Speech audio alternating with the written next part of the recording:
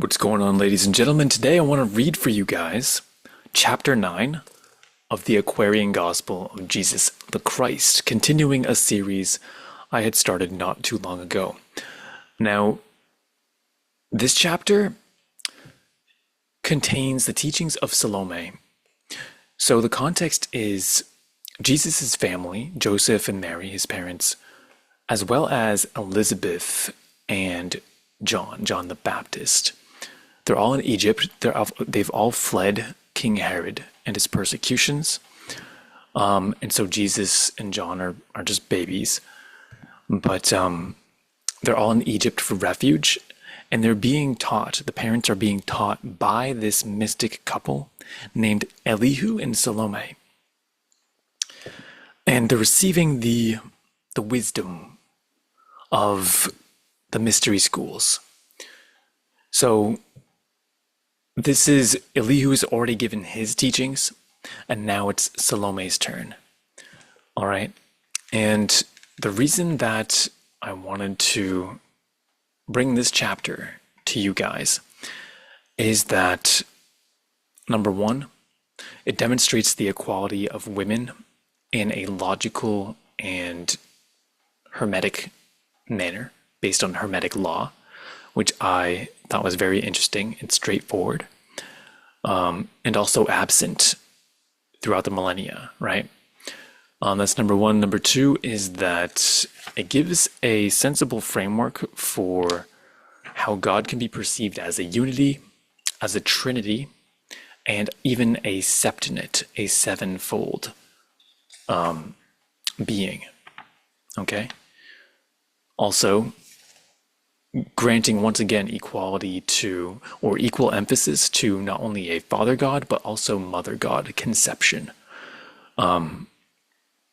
which has been absent from Christianity, mainstream Christianity, and any other patriarchal sort of man-based god religion, right? So there's that, and also it compares the cosmology or cosmogenesis of God being perceived as a unity, a Trinity, and a sevenfold in the tradition of Taoism as well, which was also existent at the same time, a few hundred years beforehand, in fact. So it shows the synergy or the alignment between these two systems. How really the only difference is just the name we're using, Tao, which means the way in Chinese, and God, right? All right. So without further ado, I'm going to read this. Chapter 9, Salome's Lessons, the Man and the Woman, Philosophy of Human Moods, the Triune God, the Septonate, the God Tao. Those are just the cliff notes at the top of the chapter here. All right, so it says, Salome taught the lesson of the day. She said, all times are not alike. Today the words of man may have the greatest power. Tomorrow, woman teaches best. In all the ways of life, the man and woman should walk hand in hand. The one without the other is but half. Each has a work to do. But all things teach. Each has a time and season for its own. The sun, the moon have lessons of their own for men, but each one teaches at the appointed time. The lessons of the sun fall down on human hearts like withered leaves upon a stream, if given in the season of the moon. And so with the lessons of the moon and all the stars. Today one walks in gloom, downhearted and oppressed. Tomorrow that same one is filled with joy. Today the heavens seem full of blessedness and hope. Tomorrow hope has fled, and every plan and purpose comes to naught. Today one wants to curse the very ground on which he treads. Tomorrow he is full of love and praise.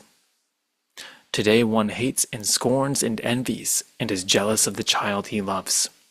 Tomorrow he has risen above his carnal self, and breathes forth gladness and goodwill. 1,000 times men wonder why these heights and depths, these light hearts and these sad, are found in every life. They do not know that there are teachers everywhere, each busy with a God-appointed task and driving home to human hearts the truth. But this is true, and every one receives the lessons that he needs.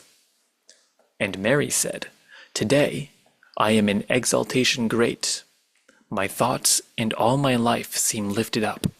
Why am I thus inspired?" Salome replied, "This is a day of exaltation, day of worship and of praise, a day when in a measure we may comprehend our Father God. Then let us study God, the One, the Three, the Seven. Before the worlds were formed, all things were one. Just Spirit, universal breath. And Spirit breathed, and that which was not manifest became the fire and thought of heaven, the Father God and the Mother God. And when the fire and thought of heaven in union breathed, their Son, their only Son, was born. This Son is love, from men have called the Christ. Whom men have called the Christ. Men call the thought of heaven the holy breath. And when the triune God breathed forth, lo, 7 spirits stood before the throne. These are the Elohim, creative spirits of the universe. And these are they who said, "Let us make man, and in their image man was made." In early ages of the world, the dwellers in the farther east said, "Tao is the name of universal breath." And in the ancient books we read, no manifesting form has Tao great, and yet he made and keeps the heavens and earth. No passion has our Tao great, and yet he causes sun and moon and all the stars to rise and set. No name has Tao great, and yet he makes all things to grow. He brings in season both the seed time and the harvest time. And Tao great was one. The one became the two became the three evolved the 7, which filled the universe with manifests. And Tao great gives unto all, the evil and the good, the rain and the dew, the sunshine and the flowers. From his rich stores he feeds them all. And in the same old book we read of man, he has a spirit knit to Tao great, a soul which lives within the 7 breaths of Tao great, a body of desires that springs up from the soil of flesh. Now spirit loves the pure, the good, the true. The body of desires extols the selfish self. The soul becomes the battleground between the two. And blessed is the man whose spirit is triumphant, and whose lower self is purified, whose soul is cleansed, becoming fit to be the council chamber of the manifests of Tao great. Thus closed the lesson of Salome. Now I forgot to mention too, a key thing that I loved about that chapter is it explains Elohim, the concept of Elohim. You might have noticed from the book of Genesis and just hearing about this, but one word, Hebrew word for God is Elohim. This is actually plural. And when you read the book of Genesis, there's explicitly a passage, I believe it's 126, where it says, "And then God said, let us make man in our image." So even the English is blatantly translated in the plural there with the pronouns. God said, "Let us make man in our image." Male and female, we created them. Or he created them. It switches back and forth between like singular and plural. So number one, why is the word for God plural here? It mentions God the Septonate here. Okay? The sevenfold God. Now, so that's one thing you need to know.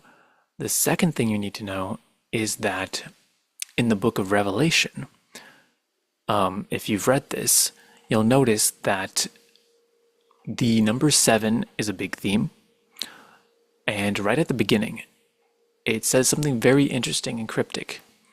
It says, grace and peace from him who is, who was, and who is to come,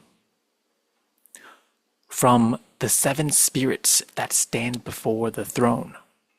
And the New International Version also gives the footnote, sevenfold spirit. So the 7 spirits or the sevenfold spirit. So this curious concept of the 7 spirits. So anyway, I love this chapter because it ties all of that together. How is God perceived as multiplicity? In this case, not a trinity, but actually a septonate in the book of Genesis.